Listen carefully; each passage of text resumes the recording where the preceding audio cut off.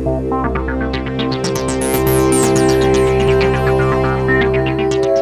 I'd like to talk to you about today is creativity and some of the, I guess, definitions of who can be creative and the different roles or jobs you can have and which ones are creative and which ones aren't. And a lot of this is based on misconception. When I've talked to folks that have worked for me or students that I work with, and we talk about creativity, a lot of them will say, well, I'm just not a creative person. And that's not really true. Everybody has the ability to be creative. There are just certain barriers you need to overcome. I've also talked to a lot of folks who would say, well, my role isn't a creative role. I'm in sales versus marketing, or I'm in finance versus product development. I'm not an entrepreneur. I work for a big company. And again, there's some fallacy there. We all have the ability to be creative, and every job you've got, every role that you're in, requires creativity for you to really stand out above your peers, make a contribution to whatever organization or enterprise you're involved in, and also for you to enjoy whatever you're doing a little bit more and get a lot more fulfillment out of it. So what I'd like to do is talk a little bit about how to be creative and what it takes so that everybody can be creative and regardless of what role they're in. Okay? The first is you've got to have passion for what you're talking about, for what you're looking at, for what you're trying to figure out. Because it's when you have passion and you can dedicate your mind to something, that's when you'll use all your gray matter. If you hold anything back, you'll create boundaries in your mind that'll stop you from thinking expansively about things. So the first thing is have passion about what you're dealing with. The second is immersion. You really have to dive deep into the issue. You need to find ways to get close to the issues, to get close to the people who are dealing with these issues on an everyday basis, whether that's people in your company that you work with, the consumers that you're dealing with, the general population, whatever it is, you need to get in with them, to immerse yourself in their issues so that you best understand what they're going through and see it through their eyes versus just your own eyes.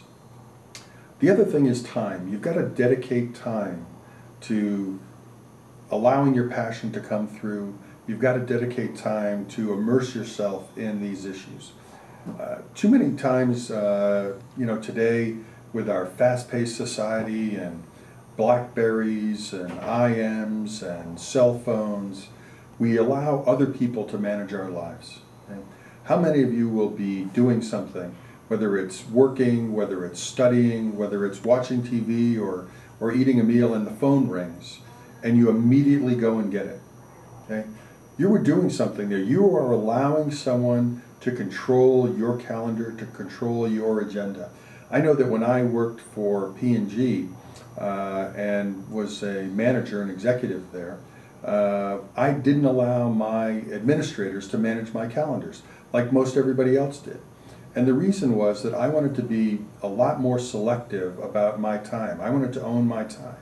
And typically, someone would send a request to an administrator for a meeting, and that administrator would look just to see if you were available, not to see if the subject was worthy of your time or whether you had something to add to it, but just whether you were available, and would book it in.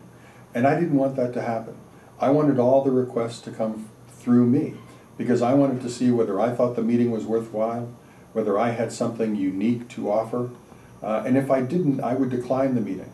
And I wasn't being rude, I was actually complimenting the other folks and saying, you know what, I don't think I can bring anything else to the meeting that you can't bring yourselves, or that someone else who's going to be in the meeting can't handle for me. Because I want to manage my time. It's the greatest thing you've got, and it's the thing that we don't economize at all. We let other people control our agendas. So you need to find time to sit back, put your feet up, stare at the wall, stare outside, and think about issues. So really getting immersed is the second thing you've got to do.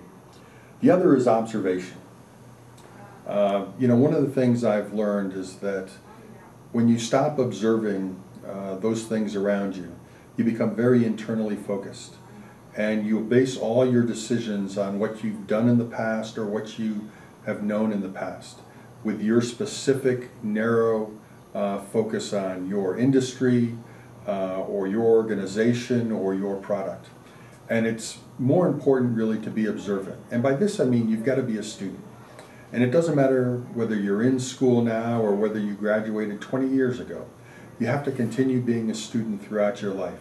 You have to be open-minded. You have to look and see what other folks are doing. You need to find creative ideas that other people have used, that other industries have used, that other products have used.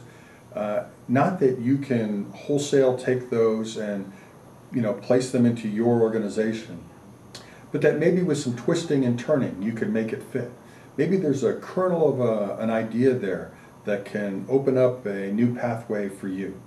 So it's always being a student, always looking for something new, being observant. And then the last thing is innovation.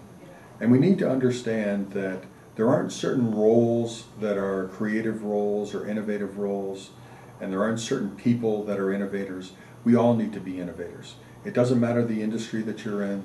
It doesn't matter what role you play in your company. You've got to be an innovator. There's an old saying that the definition of insanity is to continue doing the same things and expect different results. Every company needs to grow. Every organization needs to grow. Every individual needs to grow. And you're only going to do that if you stretch yourself, if you become an innovator, if you look for new ways to handle old problems, as well as new ways to handle problems that might not have come about yet. When you immerse yourself with your people and with your consumers, you'll get a better understanding of what the future holds, and then you can plan to innovate there. The other thing is, some folks will say, well, I work in a big company. I understand all of this innovation and creativity if I'm an entrepreneur, if I work in a venture fund, if I have my own business. But I'm really not sure how it relates to working in a large company. And frankly, most folks out there aren't going to be entrepreneurs. They'll be what's called an intrapreneur. They will have entrepreneurial tendencies within the framework of a larger company. Every role needs to be an innovation role. Every one of us needs to be creative all the time. We need to find new ways to push the borders and the expanses of our companies, because that's the way that our companies and our organizations will be successful, but it's also the way that you will be successful. It's the way that you'll have a larger impact on your organization, on the people you work with.